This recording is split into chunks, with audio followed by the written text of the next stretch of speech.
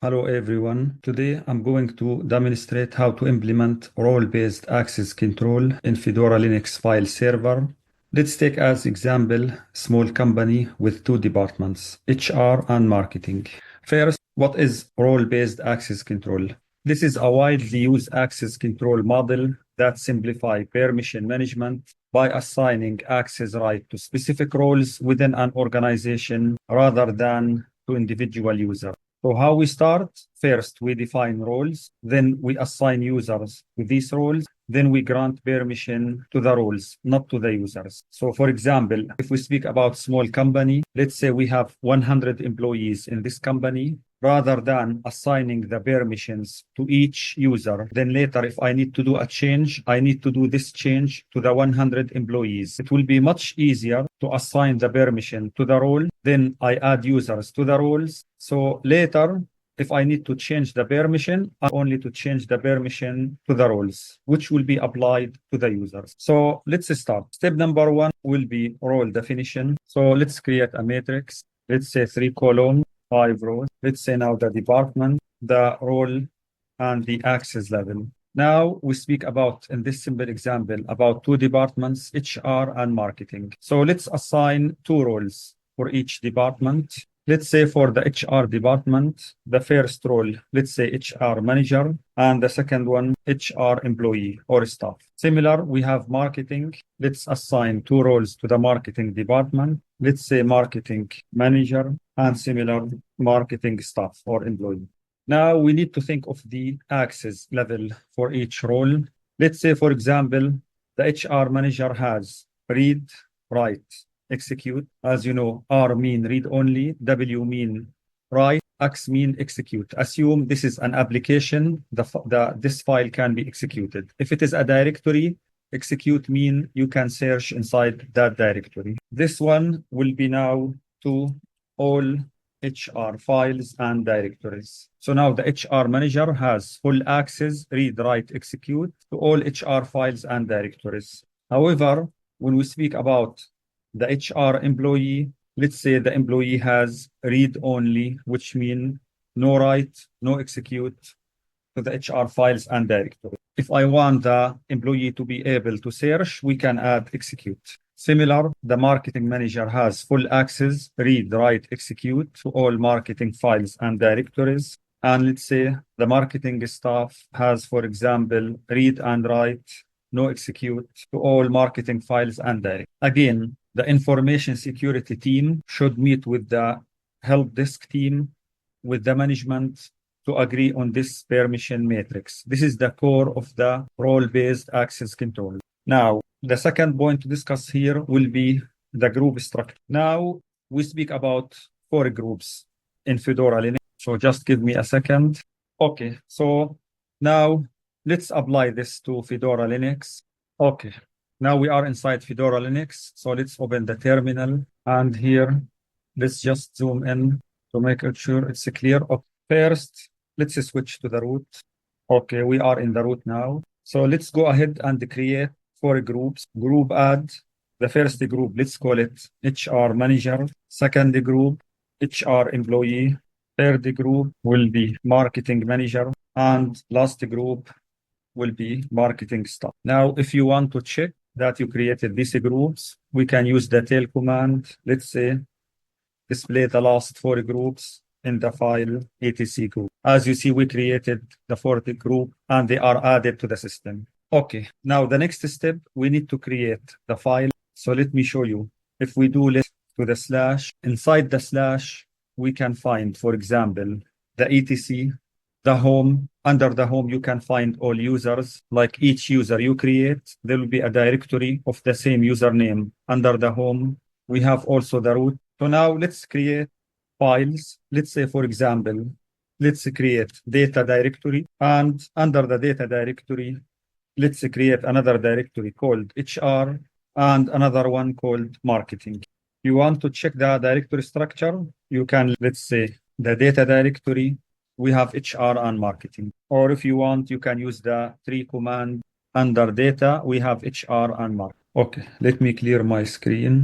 Next, now we need to assign ownership for the user owner and for the group owner to these directories. So again, to remind you, we created under data, HR, and marketing directories. So let's use the command change owner. Let's keep the user owner, the one who created this directory is the root. Why I created these directories from the root account. And now let's assign the group owner HR manager.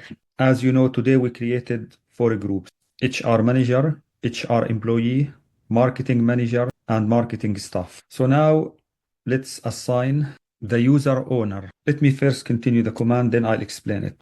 As you know, if you add the last slash or remove, doesn't make any difference. Now, for this directory, HR, I want the user owner to stay the root, and I want to change the group owner because initially the group owner was also root since I created this directory from the user owner. Now I want to change the group owner to this directory HR manager, which means any user is assigned the HR manager role now will be the group owner of this directory.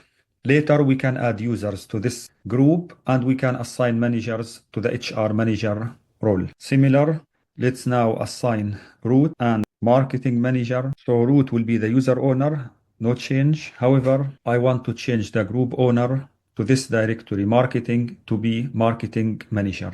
Okay, we are done with this step. Now we need to set the directory permissions. But before that, let me quickly review the permissions.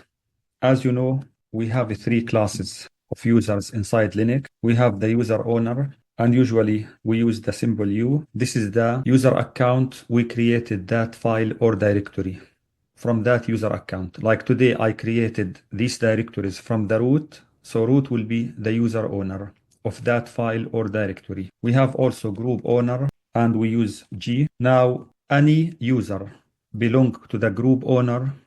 This means they have also specific permissions to that file or directory. And finally, we have others. Others mean all remaining users in the Linux system. And here we use O. And just for your information, for all users, we use A.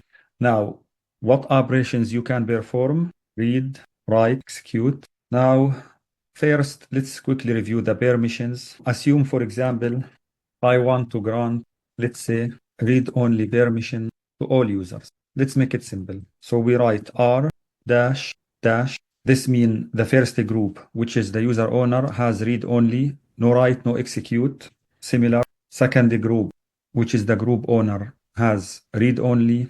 Similar, others also have read-only. Now, how we do the calculations? Let's just make it large here. Okay, here we write 4 to 1. And if you ask me why, because we use binary system, it's like 2 to the power 0, 2 to the power 1, 2 to the power 2. So here 4 to 1, 4 to 1. So here we use R. So let's just use a line. Or here we use the read, no write, no execute. Similar, read, no write, no execute. Read, no write, no execute. So now if you calculate, you multiply and add. 4 multiplied by 1 will be 4 plus 0 plus 0. Let's just make it simple, smaller. Similar, here we have 4 plus 0 plus 0. And here we have 4 plus 0 plus 0. So this will be 4, 4, 4. This will be now the permission to assign read-only to the user owner, group owner, and other users. Another example. Let's say I want to assign full permission to the user owner and group owner and no permission to others. Let's copy and paste this one. Now, full permission means the user owner can read, write, execute. Similar, group owner can read, write, execute. Now, others have no permission, which means no read, no write, no execute. So now, this will be 1, 1, 1. Again, because read, write, execute, we have 3 permissions. Similar, 1, 1, 1. And here, no permission, 0, 0, 0. Now, if you multiply and add, it will be 4 plus 2 plus 1. Which is 7. Similar, this one will be 7, which is 4 plus 2 plus 1. And this one will be 0. So the final permission will be 7, 7, 0. This is just a quick review how we can assign permissions to the 3 classes of the users. We have user owner, group owner, and others. So now the command will be like change mode. For example, 770. Assume the file called file1. This is the command we can use inside Linux. So now let's switch to the Fedora Linux and see how we can apply this to our example. Okay, now after I made a quick review about the permission, let's now set the permissions for all these directories, the groups we created. So the first permission will be change mode 770 to the HR directory. Now again, what this permission mean? The user owner, which is the root, has 7, which mean read, write, execute, full permission. The group owner now, if you remember, what's the group owner for this? HR manager. Also, HR manager has full access, 777. Everyone else has 0, which mean not allowed to read, write, or execute. Similar, let's assign now to the other one, the marketing. Again, at the end, if you keep this slash or remove, doesn't make any difference. So let's assign similar to the marketing directory. Now the marketing manager will have full access in addition to the root, because root is the user owner. Everyone else has no permission, even not allowed to read, because read mean you are violating the confidentiality of the data. You are accessing that data. Are we done? No. Now we set the permissions for the HR manager and the marketing manager. However, we still have the HR employee and the marketing staff. We need to give them permissions. So how we can do this? We can use this command, set file access control list. This is the short for fact. So this command now modify the access control list to the directory. Now we speak about HR. This is the first case. Now we need to grant the HR employee read and execute permission. Why? Execute permission to a directory mean you can search inside that directory. You can also navigate inside that directory. And M mean we need to modify the access control list. Now we speak about the group HR employee. Now, without leaving any space, what will be the permissions? Read, no write, execute. These are the permissions. Okay, sorry. It's set, as I said, file access control list. So I did typo here. Okay, we get error message. Let me check. Okay, I figured out what's the issue. I didn't decide for which directory I want to set the permissions. I want to set the permissions for the directory HR. Similar, we can do the same. Now we speak about the other group. We have the marketing staff. This is the last group here in this case. And now you need to set what permissions you want to give them. Let's say read, write, no execute to the directory marketing. So that's it. Now we set the permissions for the 4 different roles in this organization.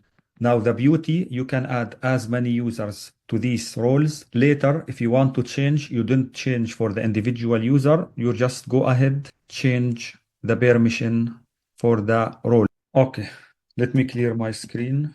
Now, as an example, let's create users. Let's say, for example, user add. Let me create a user called John. Then, as you know, when you create a user John, this user will be added to a default group of the same name called John. So after you create a user, you can modify the account settings. So let's say, for example, for the user John, let me first write the command, then I'll explain it. Okay, so now I am modifying the user. This is short for user modification. -A is extremely important here. It means that I am not changing any group the user John belong to. For example, the user John may belong to different groups within the organization. I am just adding John to another group. We use -G capital. Sorry, here should be dash. This is the other group, because if you use G small, you will be changing the default group for the user John. I am adding John to the other group called marketing staff. Similar, let's add another user, for example, Sarah. And now let's change. So now I am adding Sarah to this group, HR staff. Okay, yes, I got the mistake, because the other group is called HR employee, not staff. Okay, so now we created 2 users. John is added again to the other group, which is called marketing. This is the other group, and we are keeping the other groups John already belong to. Similar, I am doing to another user account, Sarah. she is added to the HR employee as an additional group. If you use G small, you will be changing the default group for the user Sarah. Then if you want, you can create a file. So let's create a file. Let's say inside the HR directory, let's create a file called confidential and assume this is a text file. And now let's take the current permissions for this file, ls-l. Okay, so as you see here, the user owner group, the group owner will be root, and the current permission, user owner has read write, group owner has only read, others has read and write. So now you can apply similar commands, like for example, you can change the owner to this file. Let's say I want to keep root to be the user owner, or you can change it, for example, to HR manager. So let's say, for example, or let's keep it, I want root to be the user owner. And let's say, for example, I want to assign group owner to the HR employee to this file. Now you can assign the permissions, for example, change mode, let's say 640 to this file. As you notice, I press like the first letter, then I press tab, it continue the name for me. Now, if you want, we can list the permissions again for this file. So as you see, for this file, confidential.txt, this is a text file. The user owner is root, the group owner HR employee, and as you see here, Sarah is an employee, belong to this group owner. So what permissions, for example, Sarah has to this file, the group owner has, as you see again here. Now, as you know, when we look at the permissions, when you use the command ls-l, if it is a file, it starts with dash. If it is a directory, will be D. So we can ignore the first one. Now, root, which is the user owner, has read, write, execute, read, write, but no execute. The group HR employee and Sarah belong to this group has only read permission. You can add more permission to Sarah or keep it like this. Others have, as you see, no permission to this file. So that's it for today. This is just a demonstration of how we can implement role-based access control in Linux for a small size company.